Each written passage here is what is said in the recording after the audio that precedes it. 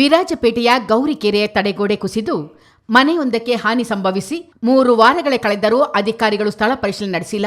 ಈ ಹಿನ್ನೆಲೆಯಲ್ಲಿ ಮಾಹಿತಿ ಅರಿತ ಪರಿಷತ್ ಸದಸ್ಯ ಸುಜಾ ಕುಶಲಪ್ಪ ಸ್ಥಳಕ್ಕೆ ಆಗಮಿಸಿ ಸಂತ್ರಸ್ತರ ಅಹವಾಲು ಆಲಿಸಿದ್ದಾರೆ. ಪುರಸಭೆ ಮತ್ತು ಕಂದಾಯ ಅಧಿಕಾರಿಗಳ ವಿರುದ್ಧ ಗರಂ ಆದ ಸುಜಾ ಕುಶಲಪ್ಪ ತಕ್ಷಣ ಕ್ರಮ ಕೈಗೊಳ್ಳುವಂತೆ ಸೂಚನೆ ನೀಡಿದ್ದಾರೆ. ಕೆರೆ ಸಮೀಪದಲ್ಲಿ ವಾಸವಿರುವ ವ್ಯಕ್ತಿಯೊಬ್ಬರು ತಮ್ಮ ಜಾಗದಲ್ಲಿ ಅಕ್ರಮ ಕಾಮಗಾರಿ ನಡೆಸಿದ್ದೇ ಅವಘಡಕ್ಕೆ ಕಾರಣ ಎನ್ನಲಾಗಿದೆ. ಈ ಕಾಮಗಾರಿಯಿಂದಾಗಿ ಪಕ್ಕದ ಶಾಲಿನಿ ಅವರ ಮನೆ ಹಿಂಭಾಗದ ತಡೆಗೋಡೆ ಕುಸಿದು ಹಾನಿಯಾಗಿದೆ. ಭಾರೀ ಪ್ರಮಾಣದ ಕಲ್ಲು ಹಾಗೂ ಮಣ್ಣು ಶೇಖರವಾಗಿದೆ. ಶಾಲಿನಿ ಅವರ ಮನೆ ಅಪಾಯಕ್ಕೆ ಸಿಲುಕಿದ್ದು ಕುಸಿಯುವ ಭೀತಿಯಲ್ಲಿದೆ. ಇದರಿಂದ ಸ್ಥಳೀಯರು ಆತಂಕಗೊಂಡಿದ್ದಾರೆ. ಈ ಬಗ್ಗೆ ಶಾಲಿನಿ ಪೊಲೀಸ್ ಪುಕಾರು ನೀಡಿದ್ದರೂ ಪುರಸಭೆ ಪರಿಶೀಲನೆ ನಡೆಸದಿರುವುದು ಆಕ್ರೋಶಕ್ಕೆ ಕಾರಣವಾಗಿದೆ.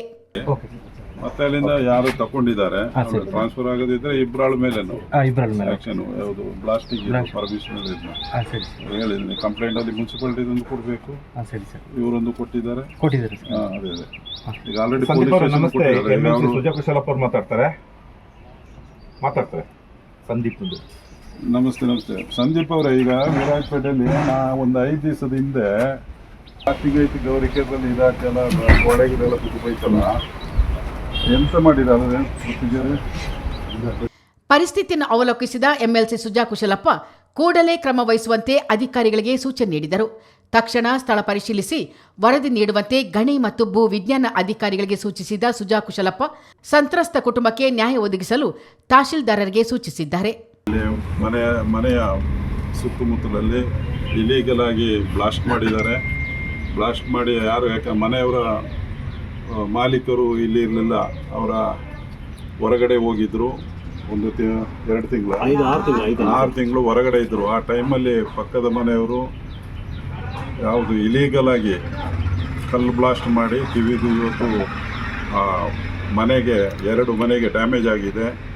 ಡ್ಯಾಮೇಜ್ ಆಗಿದ್ದನ್ನು ಯಾಕೆ ಅಂತ ಹೇಳಿದ್ರೆ ಅಧಿಕಾರಿಗಳು ಬಂದು ಇವರು ಖುದ್ದು ಕಂಪ್ಲೇಂಟ್ ಕೊಟ್ಟಿದ್ರು ಸಹ ಅಧಿಕಾರಿಗಳು ಇನ್ನೂ ಅದರ ಕಾನೂನು ಕ್ರಮ ತಗೊಳ್ಳಿಲ್ಲ. ಅದಕ್ಕಾಗಿ ಇವತ್ತು ನಾನು ಖುದ್ದು ಪರಿಶೀಲನೆ ಮಾಡಿ ಮೇನ್ಸ್ ಅವರು ಬಂದು ರಿಪೋರ್ಟ್ ಮಾಡಿ ಅವರ ಮೇಲೆ ಕಾನೂನು ಕೇಸ್ ರಿಜಿಸ್ಟರ್ ಆಗಿ ಕಾನೂನು ರೀತಿಯಲ್ಲಿ ಅವರಿಗೆ ಏನು ನ್ಯಾಯ ಕೊಡಿಸ್ಬೇಕು ಅಂತೇಳಿ ನಾನು ಅಧಿಕಾರಿಗಳಿಗೆ ನಿರ್ದೇಶನ ನೀಡ್ತೇನೆ. ಈ ಸಂದರ್ಭ ಸ್ಥಳೀಯ ಪ್ರಮುಖರಾದ ಸುರೇಶ್, ಪ್ರದೀಪ್ ರೈ, ಸಂತೋಷ್, ಬಿಜೆಪಿ ಮುಖಂಡ ಸುವಿನ್ ಗಣಪತಿ, ಪಟ್ರಪಂಡ ರಘುನಾಣಯ್ಯ ಮತ್ತಿತರರು ಹಾಜರಿದ್ದರು. ಚಿತ್ತಾರ ನ್ಯೂಸ್, ವಿರಾಜಪೇಟೆ.